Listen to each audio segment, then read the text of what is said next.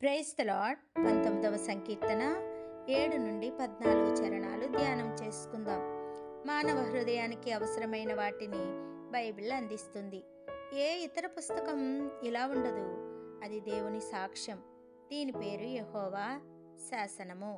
సృష్టికి సూర్యుడు ఎలాగో దేవుని ప్రజలకు బైబిల్ అలాంటిది. ఇది వారికి వెలుగును, వెచ్చతనాన్ని, జీవమును, వృద్ధిని కలిగిస్తుంది.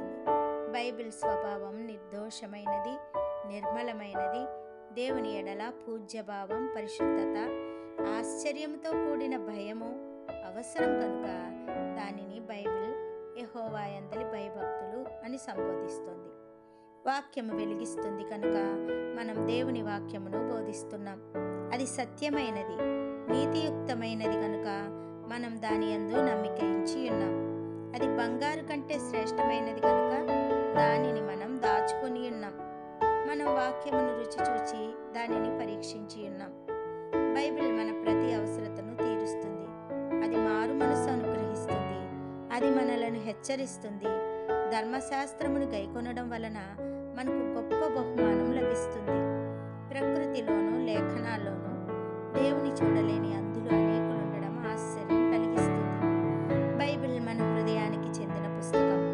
ఒక పుస్తకాన్ని చదివిన ప్రతిసారి, టీవీ చూచిన ప్రతిసారి, ఒక ప్రసంగికుని మాటలు విన్న ప్రతిసారి మన హృదయాల్లో ఏదో రాయబడుతుంది. మీ హృదయాల్లో దేవుడు తన వాక్యమును రాయనివ్వండి. హృదయం దేనిని ప్రేమిస్తుందో చూడండి. మన హృదయాలలో ఆయనను ప్రేమించినప్పుడు సృష్టిలోనూ లేఖనాల్లోనూ ఆయనను మనం చూడగలం.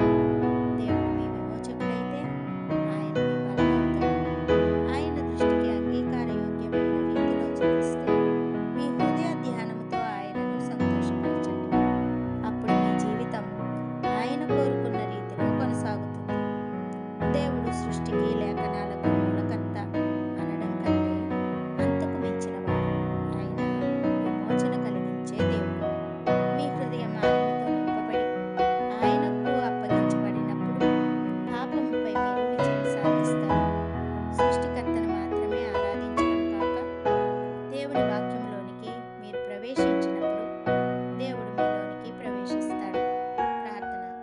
మహాపరిశుద్ధుడా, మిక్కిలి ప్రేమ కలిగిన మా పరలోకపు రాజా, మీ ఘనమైన నామమునకు వందనాలు, స్తోత్రాలు తెలియజేస్తున్నాం. ప్రభువా, మీ వాక్యము ఎంతో శక్తివంతమైనది, బలమైనది. రెండంచులు గల ఖడ్గము కంటే నాయన తండ్రి, మీ వాక్యము మా పాదములకు దీపము, మా త్రోవకులు వెలుగుగా ఉన్నది నాయన. ప్రభువా నాయన, మీ వాక్యము మమ్మల్ని బ్రతికిస్తూ మా బాధల్లో నెమ్మదిస్తున్నందుకు వందనాలు నాయన. మీ వాక్యాన్ని ధ్యానిస్తున్న మేము దినదినము తీసుకుంటున్న ఈ జీవాహారమును బట్టి బలపరచబడి నాయన ఎదుగుటకు, నాయన స్థిరపరచబడటకు, బలపరచబడటకు సహాయం దయచేసి అనేక మందిని ప్రభా మీ యొక్క సత్య మార్గంలోనికి నడిపించుటకు ఒక నాయన యోగ్యమైన పాత్రలుగా మమ్మల్ని వాడుకోమని యేసు పరిశుద్ధ నామమున ప్రార్థించి వేడుకుంటున్నాము తండ్రి. ఆమెన్. God bless you.